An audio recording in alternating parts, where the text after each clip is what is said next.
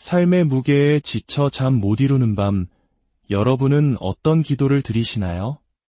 왜 나에게만 이런 시련이 찾아오는지, 하나님은 정말 내 기도를 듣고 계신지 의심과 불안에 휩싸일 때가 있을 겁니다. 오늘 우리는 바로 그 고통의 시간, 으깨어짐 속에 숨겨진 하나님의 놀라운 계획에 대한 이야기를 나누고자 합니다. 이 이야기가 여러분의 마음에 작은 위로가 된다면 하나님의 은혜를 더 많은 이들과 나누는 마음으로 구독과 좋아요를 눌러주세요. 여러분의 작은 실천이 지금 이 순간에도 홀로 고통받고 있는 누군가에게는 큰 힘과 위로가 될 수 있습니다. 주님의 이름으로 여러분의 선한 마음에 축복이 가득하기를 기원합니다. 고난에 어떻게 반응하느냐가 당신의 결과를 결정합니다. 그 계절의 슬픔을 끌어안고 하나님께서 당신을 그곳에서 이끌어내실 것을 신뢰하는 것, 바로 그것이 믿음의 본질입니다. 편안함과 그리스도를 닮는 삶은 공존할 수 없습니다. 그리스도를 닮기 위해 그분은 언제나 우리를 안락한 지대 밖으로 불러내십니다. 예수님께서는 제자들에게 저편으로 건너가자고 말씀하셨습니다. 그분은 길토에 폭풍이 있을 것이라고는 말씀하지 않으셨습니다. 그저 그들이 목적지에 도착할 것이라고만 하셨습니다. 인생의 여정, 그 중간 지점은 우리가 폭풍우 속에 있을 때 왜 하나님이 침묵하시는지 의아해야 하는 바로 그곳입니다. 오래전 저는 아프리카 나이지리아에서 열리는 대규모 집회에 초청을 받은 적이 있습니다. 100만 명이 넘는 사람들 앞에서 말씀을 전하기로 되어 있었죠. 댈러스에서 런던까지 12시간, 그리고 다시 라고스까지 10시간에 가까운 비행, 그리고 몇 시간을 더 차로 달려 생전 처음 가보는 곳에 도착했습니다. 모든 것이 순조로워 보였고 저는 호텔에서 설교를 준비하고 있었습니다. 바로 그때 전화벨이 울렸습니다. 심장이 멎을 듯한 소식이었습니다. 미국에 있는 제 아들 자마가 심장마비로 쓰러졌다는 것이었습니다. 의사들이 아들을 안정시키려 애쓰는 동안 두 번째 심장마비가 찾아왔습니다. 그날 밤 공항은 폐쇄되었고 저는 100만 명의 군중 앞에서의 설교를 포기하고 아들에게 돌아가기 위해 온갖 방법을 동원해야 했습니다. 전쟁과도 같은 시련 속에서는 항상 우선순위를 분명히 해야 합니다. 수많은 군중의 유혹이나 대중의 환호가 소중한 몇 사람에 대한 헌신을 잊게 해서는 안 됩니다. 자마는 제 아들이었고 저는 그 아이 곁에 있어야만 했습니다. 저는 비행기 안에서 뜬 눈으로 밤을 새우며 기도했습니다. 하나님, 제발 제 아들을 살려주십시오. 자식을 잃는 고통만은 겪고 싶지 않습니다. 우리는 모든 것을 이해하고 싶어 합니다. 왜 20살 남짓에 건강하고 활기차며 과체중도 아닌 젊은이에게 이런 일이 일어나야만 하는지. 하지만 우리는 모든 것을 이해할 수 없습니다. 수십 시간을 날아 병원에 도착했을 때 복도를 걸어가는 제 발소리를 듣고 아들이 말했습니다. 아빠 목소리가 들려요. 저는 아들의 가슴을 직접 면도해주고 아이를 안심시키며 다가올 수술에 대해 이야기해 주었습니다.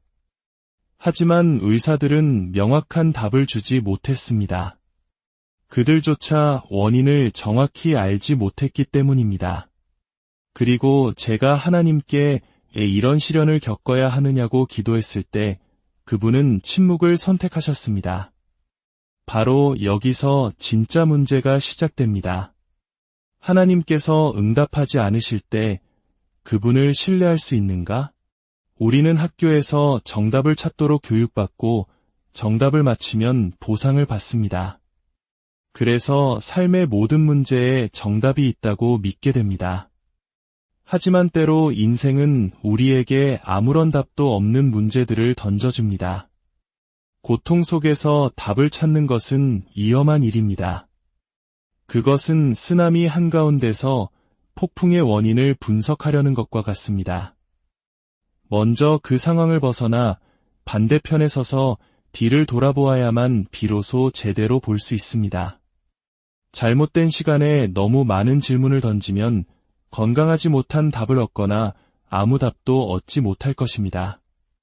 그러면 그 좌절감은 우리를 더 깊은 혼란으로 이끌 뿐입니다.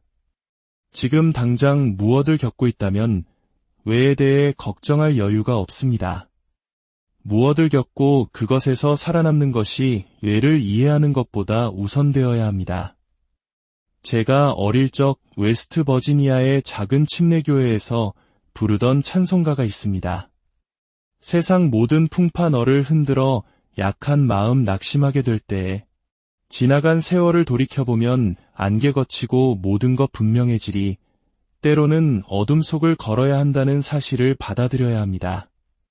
보는 것으로가 아닌 믿음으로 걸어야 합니다. 하나님께 당신의 지성을 만족시켜 달라고 요청하지 마십시오. 그것은 그분의 생각을 당신의 수준으로 끌어내려 달라는 요구와 같습니다. 그분의 생각은 우리의 생각보다 높고 그분의 길은 우리의 길보다 높기 때문입니다. 때로 하나님은 우리의 지성에 관심이 없으십니다. 그분은 우리의 순종에 관심이 있으십니다. 순종은 우리가 이해하지 못할 때 가장 잘 증명됩니다. 제가 아이에게 방 청소해라라고 말했을 때 아이는 왜요? 라고 물을 자격이 없습니다. 손님이 오실 거란다 하고 설명할 필요도 없습니다. 그저 방을 청소하라는 말에 순종하는 것입니다. 순종이 제사보다 낫고 이해보다 낫습니다. 하나님은 우리에게 순종을 가르치고 싶어 하십니다. 그리고 이것을 신뢰하길 원하십니다. 가지치기는 벌이 아니라는 사실을 말입니다. 당신에게 나쁜 날이 있었다고 해서 저주받은 것이 아닙니다. 고통을 겪고 있다고 해서 하나님이 당신을 벌하시는 것이 아닙니다. 느낌은 비슷할지 몰라도 그 의도는 완전히 다릅니다. 가지치기는 당신이 가치 있는 존재라는 증거이자 보상입니다. 하나님께서는 죽어가는 나무의 가지를 치지 않으십니다. 당신이 열매를 맺고 있기 때문에 더 풍성한 열매를 맺게 하기 위해 가지를 치시는 것입니다. 하지만 가지치기는 벌처럼 느껴집니다. 그래서 조심하지 않으면 당신이 벌을 받고 있다고 느끼게 되고 결국 저주받았다고 믿게 될 것입니다. 하나님은 우리를 죽이기 위해 베지 않으십니다. 우리를 치유하기 위해 베십니다. 저는 허리 수술을 받고 다시 걷는 법을 배워야 했을 때 하나님을 신뢰해야만 했습니다. 제대로 걷지도 못하면서 주일 설교를 해야 했습니다. 극심한 고통 때문에 교회 뒤편 바닥에 누워 있다가 제 순서가 되어서야 강단에 올라가 말씀을 전했습니다. 성령의 기름 부으심이 임하고 에너지가 솟아오를 때면 아무런 고통도 느껴지지 않는 것 같았습니다. 하지만 설교를 마치고 자리에 앉아버리는 실수를 저질렀습니다. 자리에 앉자 다시는 일어설 수가 없었습니다. 모든 사람 앞에서 능력과 기름 부으심과 영광을 설교했던 바로 그 사람이 다른 사람의 도움 없이는 의자에서 일어나지도 못하는 모습을 보여야 했습니다. 강함과 약함, 승리와 마비 사이의 이 모순이야말로 바로 우리 인간의 경험입니다.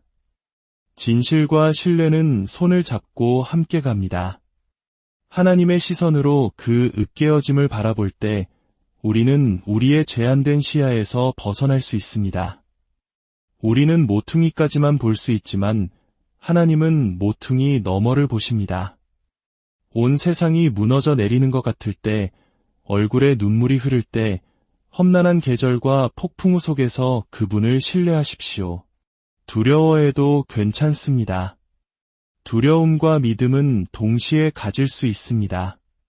저도 아들 때문에 두려웠지만 동시에 아들을 향한 믿음이 있었습니다. 예수님께서 말씀하셨습니다. 너희 중에 누가 아들이 떡을 달라 하는데 돌을 주며 생선을 달라 하는데 뱀을 줄 자가 있겠느냐? 너희가 악한 자라도 좋은 것으로 자식에게 줄 알거든 하물며 하늘에 계신 너희 아버지께서 구하는 자에게 좋은 것으로 주시지 않겠느냐. 하나님은 우리에게 무엇이 필요한지 아십니다. 비록 우리가 그것을 좋아하지 않을 때라도 말입니다. 그것이 바로 으깨어짐입니다. 오래전 제 형과 저는 함께 사업을 시작했습니다. 창문과 외장재를 다루는 회사였죠. 사업은 순탄치 않았고 우리는 곧 자금난에 부딪혔습니다. 직원의 월급, 건물 임대료, 자재비 등 모든 것이 압박으로 다가왔습니다. 언제나 저를 설득하는 데 능했던 형은 제 차를 담보로 대출을 받아 사업을 유지하자고 했습니다. 결국 사업은 실패했고 저는 거실 창문을 통해 제 차가 견인되어 가는 모습을 지켜봐야 했습니다. 저는 스스로에게 물었습니다. 왜 하필 저입니까? 저는 주님을 섬기고 설교하고 일하고 사랑하고 이 가족을 돌보려고 애쓰고 있는데 왜 저입니까? 마침내 제게 돌아온 대답은 이것이었습니다. 왜 너는 안 된다고 생각하느냐?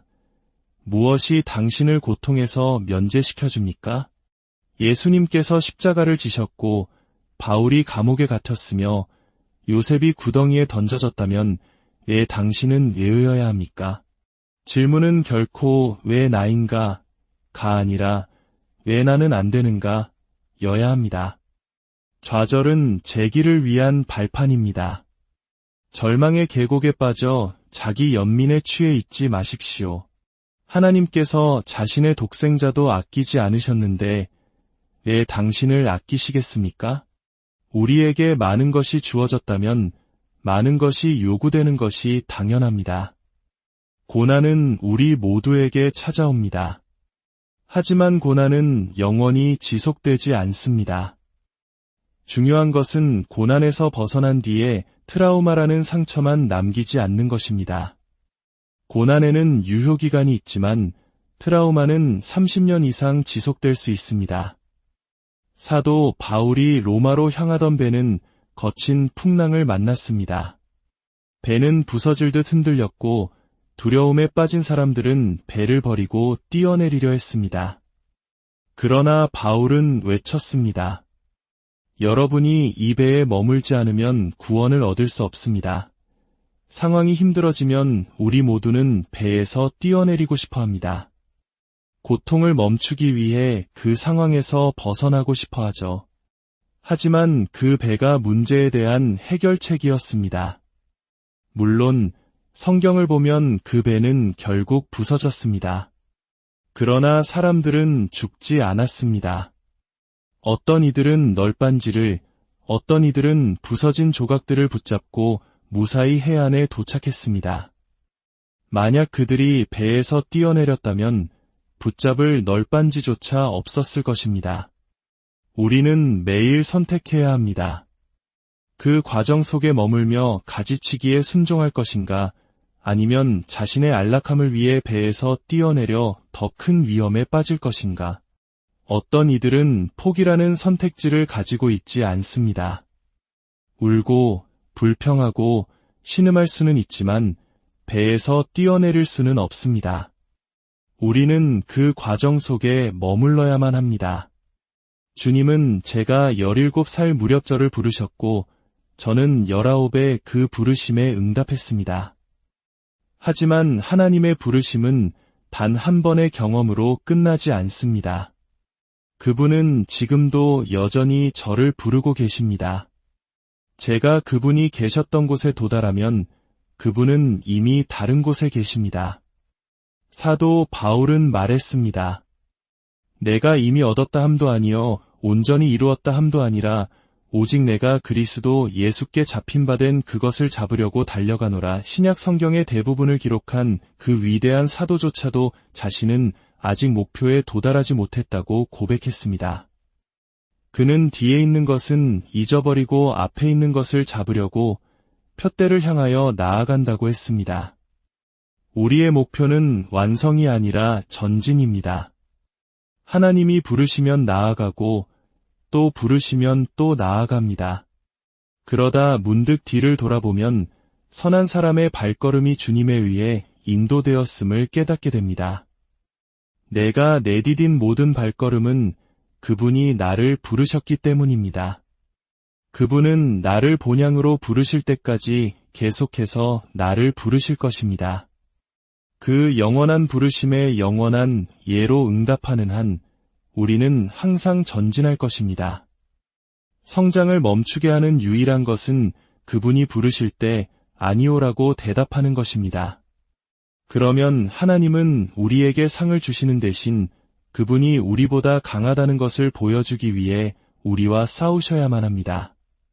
그로 인해 우리의 과정은 지연됩니다. 어머니가 돌아가시기 전 저는 어머니의 방식 그대로 바나나 푸딩을 만들어 병상으로 가져갔습니다. 한 숟가락 떠서 드린 후 여쭈었습니다. 어머니, 이제 어머니가 만드신 것만큼 맛있나요? 어머니는 저를 보시며 나지막이 말씀하셨습니다. 거의 다 됐네. 그 순간 저는 웃음을 터뜨렸습니다. 어머니는 결코 제가 당신의 경지에 도달했다고 인정하지 않으실 테니까요. 하지만 저는 거의라는 지점까지 도달했습니다. 그것이 바로 하나님께서 제게 하시는 말씀과 같습니다. 거의 다 왔다. 계속 나아가라. 너는 거의 다 왔다. 자신이 이미 목표를 달성했다고 생각하지 마십시오. 죽기 전에 스스로를 죽이지 마십시오. 오래된 직장이 끝났다고, 자녀 양육이 끝났다고 해서 당신의 삶이 끝난 것이 아닙니다. 그것은 단지 당신이 다른 차원으로 변화했음을 의미할 뿐입니다. 당신의 세상 전체가 변할 것입니다. 으깨어짐은 지진과 같습니다. 온 세상이 흔들리고 땅이 갈라지기 때문입니다. 하지만 그것은 하나님께서 움직이실 때 일어나는 변화입니다. 제가 여러분에게 예언합니다. 거대한 변화의 물결이 오고 있습니다. 당신이 있던 곳을 준비하지 말고 당신이 가야 할 곳을 준비하십시오. 하나님께서 당신 삶의 이 새로운 단계에서 행하실 이전에는 한 번도 없었던 일을 위해 준비하십시오. 왜냐하면 하나님은 바로 이때를 위해 당신을 선택하셨기 때문입니다. 와인을 만드는 과정은 수년이 걸릴 수 있습니다. 빨리 만들 수 있는 음료수와는 다릅니다. 와인은 시간이 걸리며 오래될수록 더 좋아집니다. 와인이 으깨어짐의 은유로 사용되는 이유는 시간이 걸리기 때문입니다. 저는 지금 무엇이든 시간이 걸린다고 믿지 않는 시대의 사람들에게 마치 전자레인지를 쓰는 세대에게 장작불 요리법을 이야기하고 있는 것과 같습니다. 최고의 케이크는 시간이 걸린다는 것을 아셨던 할머니처럼 와인 양조자들도 좋은 와인은 시간이 걸린다는 것을 압니다. 그것은 씨앗을 심는 토양에서부터 시작됩니다. 그리고 포도는 자신이 으깨어지기 위해 길러졌다는 사실을 받아들여야 합니다. 어쩌면 우리는 우리 자녀들에게 다르게 가르쳐야 할지도 모릅니다. 박수받기 위해, 칭송받기 위해 길러지는 것이 아니라 으깨어지기 위해 길러진다고 말입니다. 그리고 으깨어지는 곳에 이르렀을 때 그것이 끝이라고는 결코 믿지 말라고 가르쳐야 합니다. 포도가 으깨지는 것은 포도의 끝이 아니라 한 시대에서 다음 시대로의 전환이기 때문입니다. 제가 말하는 것은 과정입니다. 그 과정에 자신을 온전히 내맡기는 것입니다.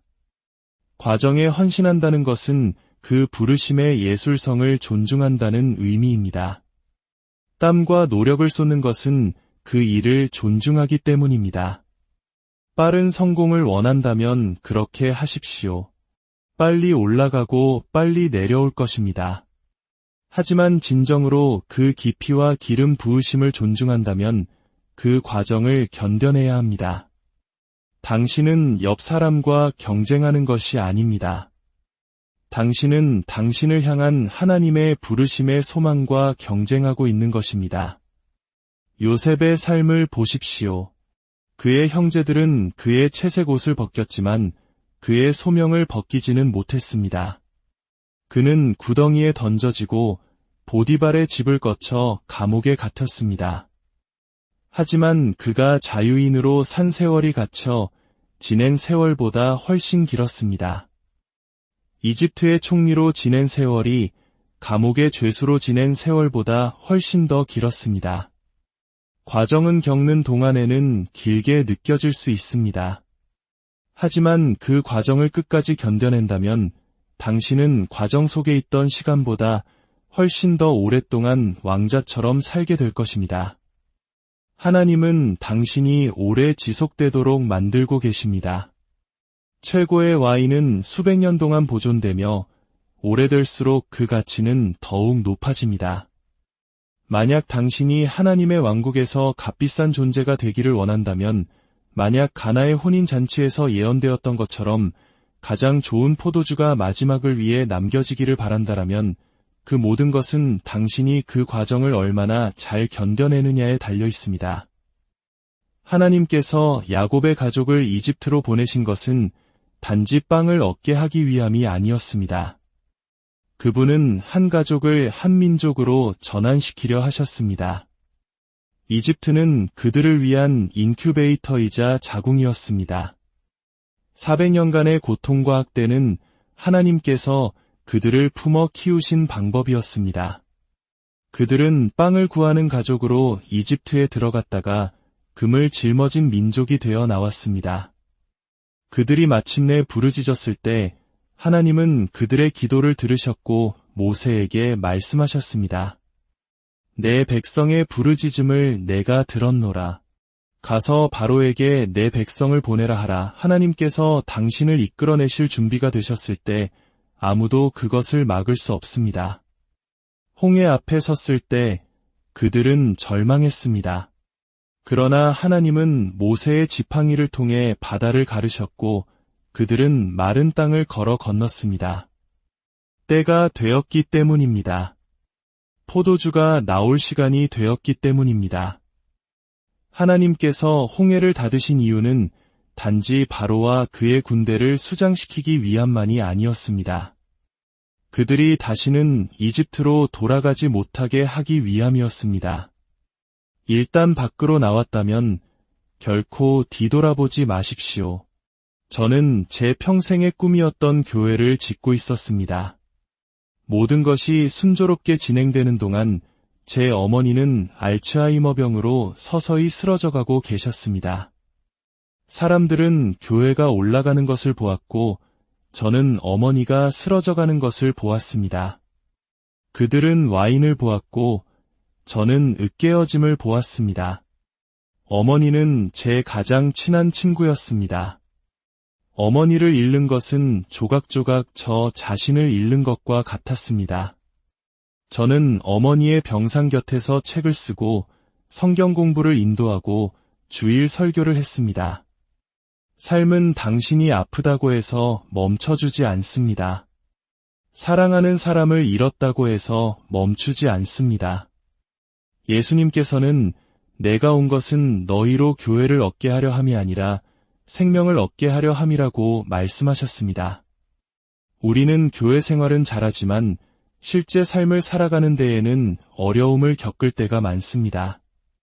하나님은 단지 교회 안에서의 경험으로만 머물지 않으십니다. 그분은 당신의 교회 경험을 입증하기 위해 당신의 삶의 경험 속으로 들어오실 것입니다. 요한복음에서 예수님은 자신을 이렇게 밝히십니다. 나는 포도나무여 너희는 가지라. 내 안에 있는 가지마다 열매를 맺으면 아버지는 더 많은 열매를 맺게 하시려고 그 가지를 깨끗하게 하신다. 열매를 잘 맺고 있는 가지를 그냥 두면 될 것 같은데 주님은 오히려 그 가지를 자르신다고 말씀하십니다. 왜냐하면 우리가 지금 맺고 있는 열매가 아무리 풍성할지라도 하나님은 우리 안에 있는 잠재력을 아시기 때문입니다. 그리고 그 잠재력에 도달하게 하는 방법을 아십니다. 하나님 아버지는 농부이십니다. 그분은 당신을 더 풍성하게 만들기 위해 정확히 어디를 잘라야 하는지 아십니다. 우리를 해치려는 칼처럼 보일지라도 그분의 방법을 이해하지 못할 때 그분의 성품을 신뢰해야 합니다. 포도알이 비명을 지를 수 있다면 와인이 되는 고통 속에서 울부짖을 것입니다. 그러나 만약 그 으깨어짐의 고통을 견디고 농부이신 하나님 아버지를 신뢰할 수 있다면 당신의 나중 영광이 이전 영광보다 더 클 것입니다. 마침내 당신은 더 가치 있는 존재가 되어 왕들과 위대한 사람들 앞에 서게 될 것입니다. 오직 당신이 으깨어졌기 때문입니다. 우리는 흙 속에서 성장합니다. 씨앗을 심는 행위는 묻는 행위와 다르지 않아 보입니다. 씨앗을 심으면 묻힌 것처럼 느껴지지만 그것은 다시 일어나기 위해 심겨진 것입니다. 우리 대부분은 자신이 묻히고 있다고 생각하지만 사실 우리는 심겨지고 있는 것입니다. 당신이 심겨졌다는 것은 다시 일어날 것이라는 의미입니다. 당신이 심겨졌다는 것은 이야기가 이렇게 끝나지 않는다는 의미입니다. 도망치지 마십시오. 숨지 마십시오. 당신은 묻히고 있는 것이 아니라 심겨지고 있습니다. 하나님께서 행하신 일들로 인해 그 아픔 속에서도 그분께 모든 영광을 돌립니다. 그것이 바로 으깨어짐의 신비입니다. 주님의 이름으로 여러분을 축복합니다. 여러분의 고통이 변하여 기쁨이 되고 여러분의 눈물이 변하여 찬양이 되기를 기도합니다. 여러분의 삶에 하나님의 놀라운 계획이 있음을 믿으십시오.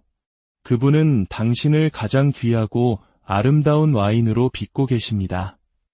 주 예수 그리스도의 이름으로 여러분 모두를 축복하며 기도